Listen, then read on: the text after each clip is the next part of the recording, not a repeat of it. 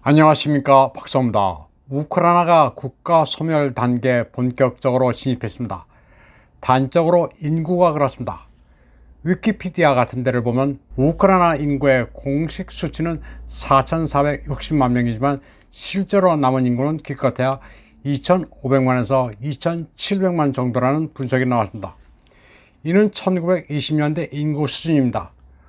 러시아 매체 부즈글야드는 2022년 말 젤렌스키가 여러 면에서 비극적인 결과를 달성했다고 보도했습니다. 이 매체에 따르면 젤렌스키는 인구를 100년 전 수준으로 후퇴시켰으며 나라를 서구에 속박시켰습니다. 그리고 시민들로부터 문명의 기본 혜택을 박탈했습니다.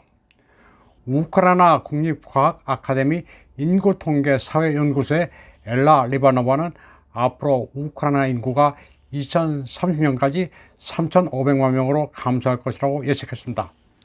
이는 우크라이나 학자의 전망치입니다.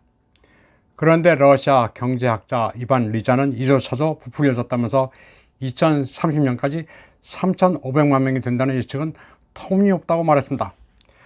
특수군사작전 이후 돈바스가 러시아령이 되고 우크라이나에서 러시아로 간 난민 등을 합치면 500만 명을 훌쩍 넘어섰습니다. 또 유엔에 따르면 유럽으로 빠져나간 인구만 최소한 630만 명입니다. 그런데 기본적인 인구 통계 자체가 엉터리라고 리자는 말하고 있습니다. 위키피디아에 잡힌 숫자보다 훨씬 적은 수가 우크라이나에 거주하고 있다고 말합니다.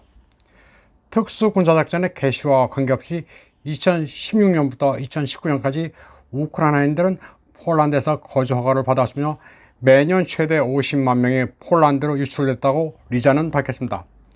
그래서 특수군사작전 이전 우크라이나의 인구는 3,300만 정도인데 분쟁으로 대규모 인구줄이 발생해 지금은 2,500만 명에서 2,700만 명 수준이라는 겁니다. 2023년에도 이런 추세는 계속됩니다. 우크라이나 내부에서도 정전과 단수, 강제 동원을 피해 인구 이동이 발생합니다. 노동시장에서도 끔찍한 상황이 일어나고 있습니다. 학교의 경우 다른 지역으로 이주하는 교사들은 주택 임대비가 부족합니다.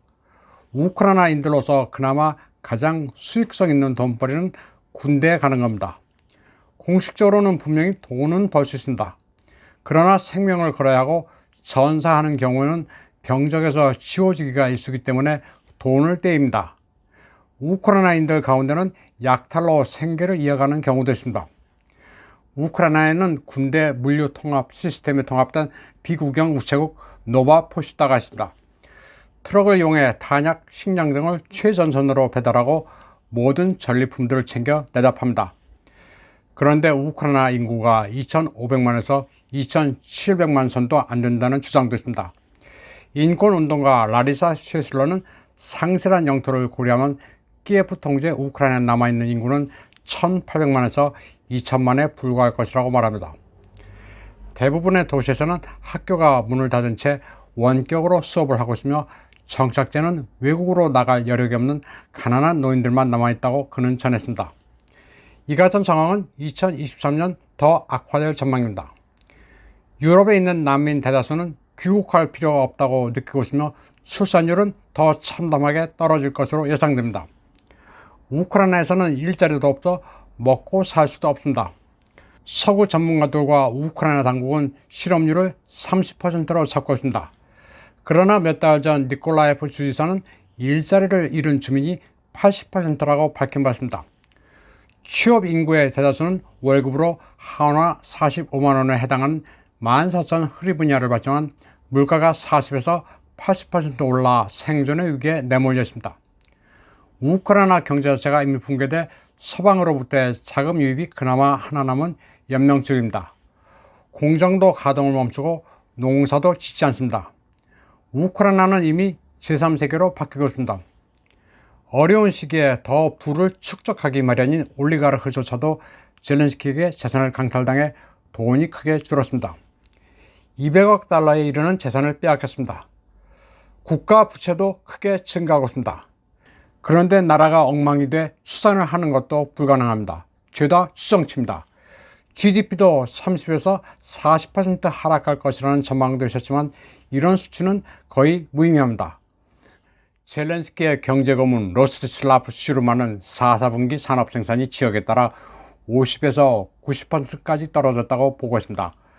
우크라이나 GDP가 반으로 절단 날 경우 이는 마이단 폭동이 있었던 2014년보다도 훨씬 심각합니다. 전력 부족으로 우크라이나는 모든 게 멈췄습니다. 모든 게 전기와 관련이 있습니다. 예를 들어 옥수수의 경우 서리가 내리기 전에 수확을 합니다. 그러나 수확하는 것에서 그치지 않고 이를 건조시켜야 하는데 전기가 없으면 불가능합니다. 그래서 2022년 옥수수 수확량은 40% 이상 감소했습니다. 유럽과 나토는 우크라이나에 돈을 주긴 하지만 민생과는 상관이 없습니다. 그저 무기를 살 수 있도록 하고 금융 시스템을 억지로 떠받치고 있을 뿐입니다. 이제 우크라이나는 수십 년 동안 자국 영토에서 만들어진 모든 것을 잃고 있습니다. 인권운동가 라리사 쉐슬러는 미국과 나토가 우크라이나를 야금 제품 공급이나 전력 수출 산업 국가로 유지하지 않을 것이라고 주장하고 있습니다. 그저 값싼 해바라기나 키우면서 러시아와 싸우는 군사 조직 형태로만 남기를 원한다는 겁니다.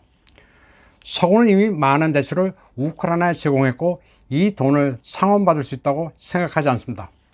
그저 약탈적 대출로 나라를 통째로 저당잡아 지배하고 싶어 한다고 쉐슬러는 말했습니다. 우크라이나의 미래가 어떻게 될지는 아무도 모릅니다.